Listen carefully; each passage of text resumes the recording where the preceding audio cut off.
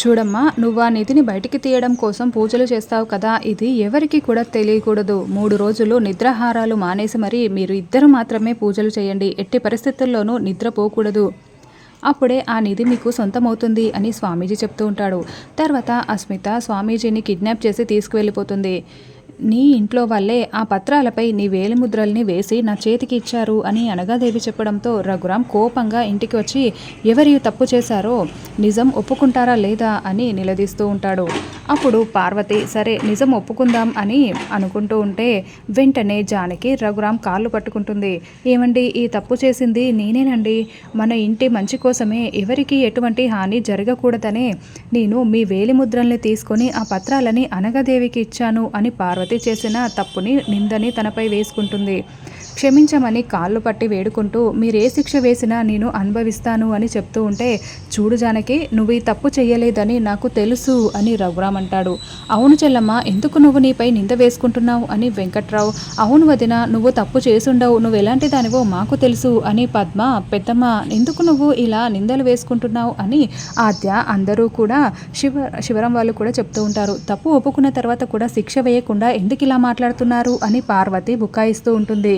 చూడు జానకి, నువ్వెప్పుడు కూడా తలదించుకోవు. నేను నీ మెడలో తాళి కడుతున్నప్పుడు మాత్రమే తలదించుకున్నావు.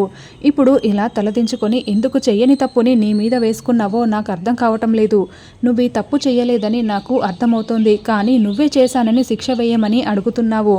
కాబట్టి నువ్వు ఈ తప్పు చెయ్యలేదని నాకు నమ్మకం ఉన్నా కూడా, నా మనసు చెప్తున్నా కూడా నేను నీకు శిక్ష వేయమని నీ కొడుకుకే చెప్తున్నాను.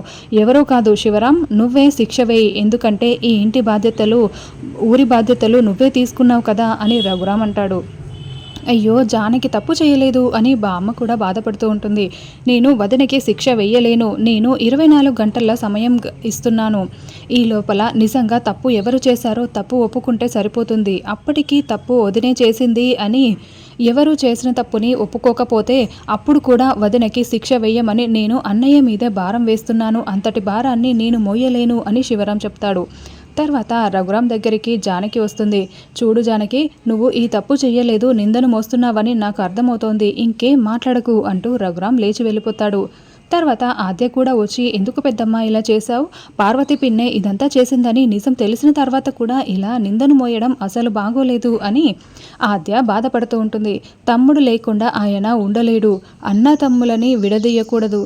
ఈ కుటుంబం ఎప్పుడు ఇలాగే కలిసి ఉండాలి. పార్వతే ఈ తప్పు చేసిందని కనుక తెలిస్తే పార్వతి శివరాంని ఆయన ఇంట్లో నుండి బయటికి గెంటేస్తాడు. అలా జరగకూడదనే నేను నిందని మోస్తున్నాను అని జానకి చెప్తూ ఉంటుంది. తర్వాత పార్వతినే ఈ కుట్ర చేసిందని మొత్తం నిజం తెలిసిపోవడంతో శివరాం పార్వతిని మెడపట్టి బయటికి గెంటేస్తాడు.